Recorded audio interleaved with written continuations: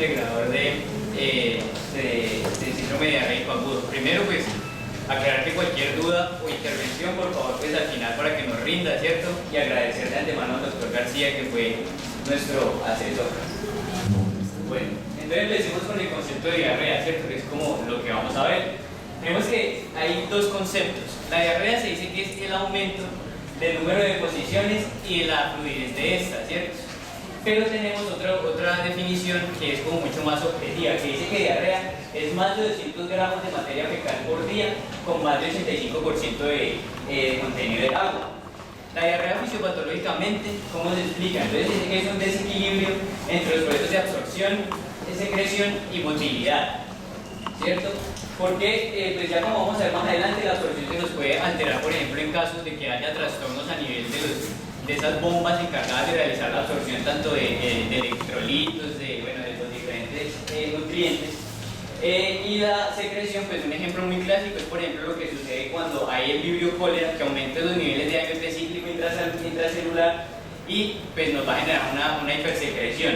Tenemos que la alteración de la motilidad, ya sea que haya lo que se conoce como la cometida peristáltica, ¿cierto? Que es cuando hay mucho movimiento, o que la motilidad se vea también pues disminuida, y en este caso que habría una sobrepoblación bacteriana y por ende habría diarrea. Es muy importante conocer que la diarrea es un mecanismo de defensa. ¿Por qué? Porque lo que busca el cuerpo con la diarrea es que al aumentar el número de evacuaciones y el número de la fluidez de estas, entonces podría eliminar mucho más fácil pues el agente que está causando la irritación a nivel de la mucosa. Bueno, vemos que la diarrea pues, es como un proceso, ¿cierto?, que se basa principalmente en alteraciones a nivel del intestino. Entonces vamos a hablar algo de bases anatómicas e histológicas. Tenemos que el intestino, que es la parte más larga de todo el tubo digestivo, ¿cierto?, irrigado y drenado por los vasos mesentéricos. En cuanto a inervación, pues el sistema nervioso entérico, sus flejos hemientérico del viejo submucoso de Meissen. Algunos órganos pues son intraperitoneales, otros son retroperitoneales y otros son retroperitonizados, como pues para recordar, ¿cierto? Y pues está pues, el intestino delgado, intestino grueso. Ya. Hablando más de la histología, ¿qué nos interesa a nosotros que vamos a hablar ahora de diarrea? Nos interesa bastante la mucosa. ¿Por qué? Porque la mucosa, que es como para recordar, tiene diferentes tipos como de especialidades, ¿cierto? Para así aumentar su capacidad absortiva. ¿Qué tenemos entonces? Tenemos primero que en la mucosa, como macroscópicamente, tenemos las válvulas conniventes, que son como esas protrusiones que se encuentran acá, que tienen un núcleo de su mucosa, aumentan la capacidad de absorción, pues, o la superficie, por decirlo mejor, ¿cierto? Y tenemos las vellosidades que tienen un núcleo de lámina propia, también aumentan la capacidad absortiva. Siguiendo, tenemos que en cada vellosidad está recubierto por células ya epiteliales. Hay 6 tipos de células que recorren estas vellosidades, pero las que nos vamos a enfocar, o las que les voy a mencionar ahora más bien, son las células que en borde de cepillo, que lo podemos ver acá en esta tinción, que nos van a aumentar aún más la capacidad absortiva, ¿cierto? Y por último, la última especialidad que tenemos son estas, que son las fibras de liebre, ¿cierto? Que nos aumentan también la capacidad absortiva. Las diferencias histológicas entre colon e intestino delgado son pues que el colon no posee las circunvoluciones, ¿cierto? Y tiene las criptas mucho más profundas, este es un corte de colon, y hay mayor número de células caliciformes. Bases fisiológicas, entonces hablemos de absorción, secreción y motilidad.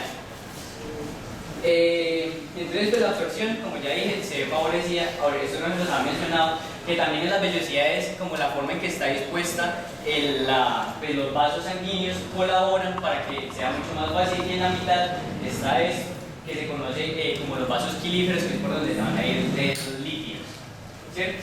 Tenemos que por el intestino, entonces pasan casi siempre más o menos pues, día a día 9 litros, de los cuales solamente 100 mililitros se excretan con las heces. Entonces, la absorción, tenemos que pues, hay absorción de electrolitos, ¿cierto? Pues, como el que manda la parada en la absorción de los electrolitos, el que va a generar como el gradiente y todo lo necesario para que se muevan los otros, es el sodio. Entonces, ¿cómo se nos va a mover el sodio? El sodio se nos va a mover de dos maneras. Se nos va a mover a nivel de enterocitos, ¿cierto? En las caras laterales, con un transporte activo primario, son una bomba sodio potasio de TPA, ¿cierto? Y ¿qué hacemos? Recordemos que el sodio está más concentrado acá afuera, ¿cierto? Entonces, al sacar el sodio, ¿qué vamos a hacer? Que vamos a aumentar como el gradiente, de tal manera que este sodio que está acá va a entrar, y eso lo vamos a aprovechar de una vez para entrar por medio de cotransporte. Vamos a entrar aminoácidos, vamos a entrar glucosa, que esto es bastante importante, la razón por la cual las sales de rehidratación oral poseen glucosa, porque pues, necesitamos sodio y para entrarlo también, ¿cierto? Y vamos a entrar también en contratransporte con hidrógeno. Bueno, una vez tenemos el sodio adentro, ¿qué vamos a entrar? Vamos a entrar el cloro. Entonces el cloro, tenemos un gradiente, ¿cierto? El cloro recordemos que es negativo y tenemos la célula pues, un poquito más positiva adentro, entonces nos va a entrar por ese gradiente eléctrico, y aparte de eso también nos va a pasar por difusión facilitada. Bueno, y ya habiendo pasado todos los iones, entonces ¿qué vamos a entrar? Vamos a entrar el agua. Entonces el agua se dice que la mayoría pasa entre los espacios entre enterocito y enterocito, y alguna pequeña parte pasa transcelular. Ya en cuanto a otros nutrientes, tenemos que, por ejemplo, pues ya como dije, los aminoácidos con el sodio, los carbohidratos, el 80% se absorben en manera de glucosa, y los lípidos, entonces, se van a degradar o pues se forman monoglicéridos y ácidos grasos acá afuera, los volvemos a ensamblar dentro del enterocito y los metemos en los kilomicrones y se van por esos vasos pilíferos que les nombré ahorita, ¿cierto? Y en cuanto a la motilidad, tenemos que está controlada hormonalmente por el sistema nervioso y por los diferentes reflejos. Pues ya ahí como la motilidad nos puede favorecer o nos modifica para los procesos de diarrea, y pues como importante recordar que, digamos, fisiológicamente el colon absortivo es este, y colon de almacenamiento, y de acuerdo pues en el lugar del colon que esté la materia fecal, tendría como estas características: líquido, semilíquido, papilla, masa semiblanda, semisólido, que acá es el sólido, ¿cierto? Y cuando llega una vez a la ampolla rectal, esta se dilata y genera diferentes tipos de reflejos que hacen, por ejemplo, que aumente, pues haya presión de los músculos de la pared abdominal, con todo esto, y se nos va a generar pues ya el reflejo de la defecación y ya. Y eso en cuanto a las bases fisiológicas que teníamos ahí. Bueno, entonces ahorita yo les voy a hablar un poquito sobre la estadística. Entonces, en cuestiones estadísticas, un estudio que hizo la Universidad Javeriana junto con la Universidad de Cartagena demostró que en Colombia la principal causa de diarrea o enfermedad diarreica es dada por los virus, en especial por el rotavirus, con una prevalencia en niños entre 6 y 24 meses, y principalmente se notó que se da en temporadas de invierno. Entonces, en cuanto a la mortalidad, la OMS reportó en el año 2010 1.87 millones de casos de mortalidad en niños menores de 5 años, dando como resultado que esto es aproximadamente el 19% de causa de muertes en niños. Estos datos, la mayor cantidad de casos vienen de Sudáfrica y Asia Sudoriental. Entonces, en cuanto a al mundo, la OMS reporta reporta las principales evidencias de diarrea aguda y muerte por esta en países menos desarrollados. En países muy desarrollados como Alemania o Australia no se presentan tantas muertes por esta. Aquí podemos ver una tabla comparativa entre el 2000 y el 2010, en la cual Colombia ha mejorado un poquito, del 5% de muertes por diarrea pasó el 4%. Entonces, ya dentro de Colombia, vemos que para el 2010, según el Civigila, fueron 510 muertos o 510 casos de mortalidad por enfermedad diarreica aguda, con las principales presentaciones en zonas como Guajira, Nariño y Bolívar. Entonces, en cuanto a morbilidad, decidimos tomarla pues, desde el departamento del Quindío y sus municipios. Entonces, según las fichas más básicas municipales, Armenia, Calarcá y Circasia son los que tienen más cantidad de casos reportados por morbilidad por diarrea. Entonces, en Armenia podemos ver que la EDA es la segunda causa de consulta externa y es una de las principales causas, pues, están entre las 5 primeras de morbilidad en niños menores de 5 años.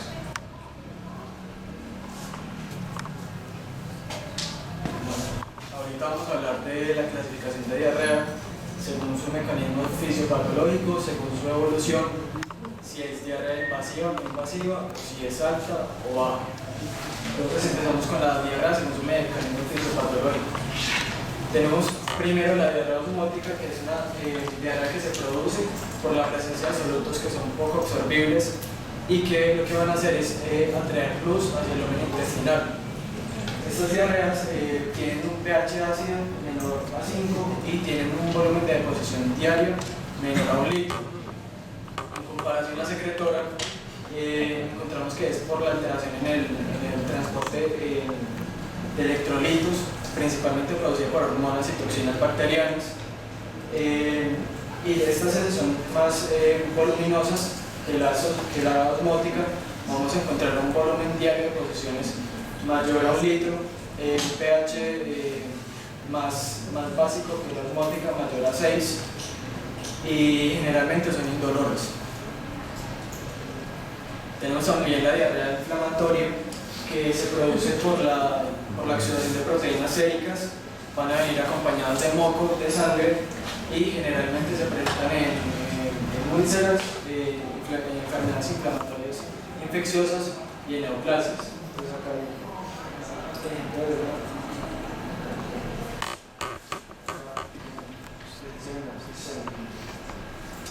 Entonces, la diarrea esteatorreica.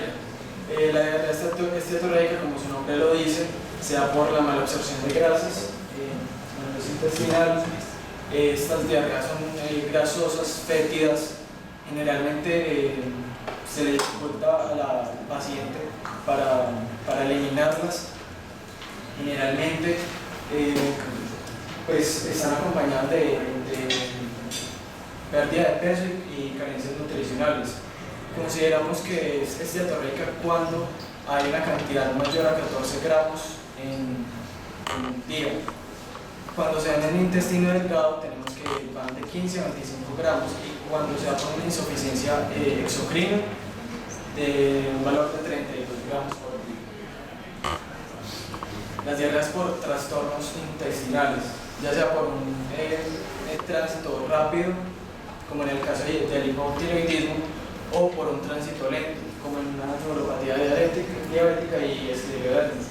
Las características de estas deposiciones son muy similares a la diarrea secretora, y en casos en donde el tránsito es acelerado también pueden tener características de diarrea esteatorreica.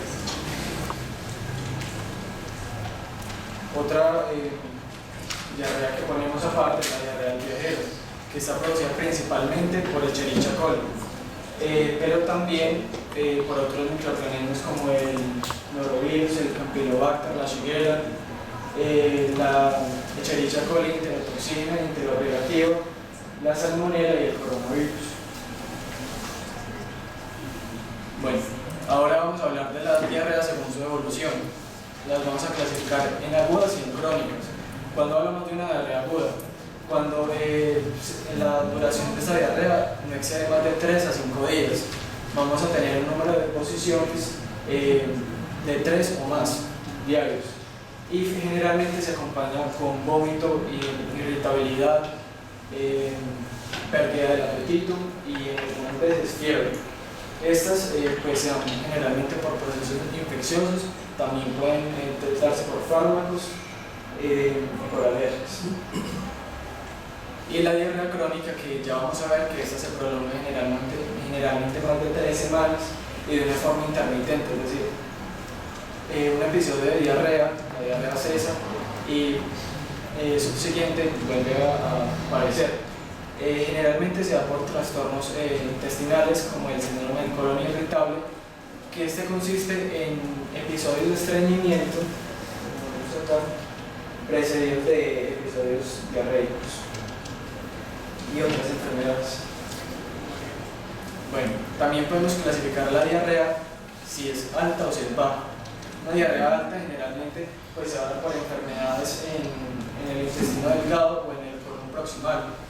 El volumen de estas diarreas es de gran cantidad, son abundantes, son acuosas, generalmente son fétidas y pueden estar acompañadas de grasa.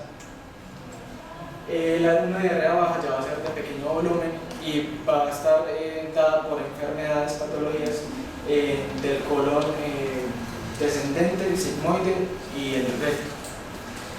Vamos a encontrar en estas diarreas presencia de moco y sangre.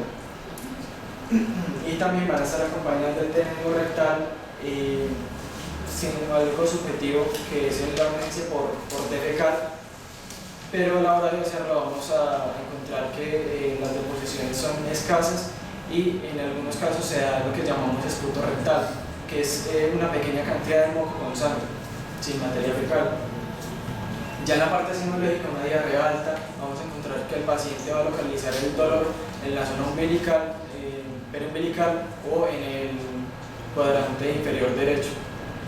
Y ya en una diarrea baja, el dolor se va a ubicar en el cuadrante inferior izquierdo o en la región sacra principalmente. Bueno, tenemos también las diarreas invasivas y no invasivas. Una diarrea invasiva es la que va a estar acompañada de sangre, moco, y vamos a encontrar leucocitos fecales. Y en esta, pues ya el estudio se va a encontrar una lactoferrina muy elevada en comparación con la invasiva, en donde aún no vamos a encontrar sangre y tampoco vamos a encontrar leucocitos, o si encontramos van a ser muy escasos. Y la lactoferrina está a un nivel muy levemente elevado. Los microorganismos, los principales de la invasiva son la Shigella, Salmonella, Yersinia, Campylobacter jejuni, Entamoeba solítica, y Escherichia coli, enterohemorrágica y interinvasiva.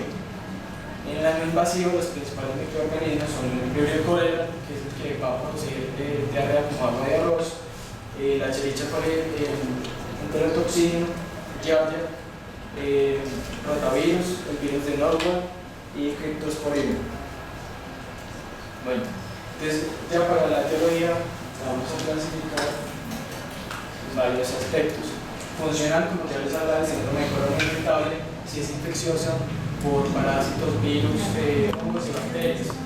Ya la diarrea producida por fármacos, por ejemplo antibióticos, algunos laxantes, antiácidos que tengan magnesio y colestiramina, que es la que va a producir la diarrea cetoleica.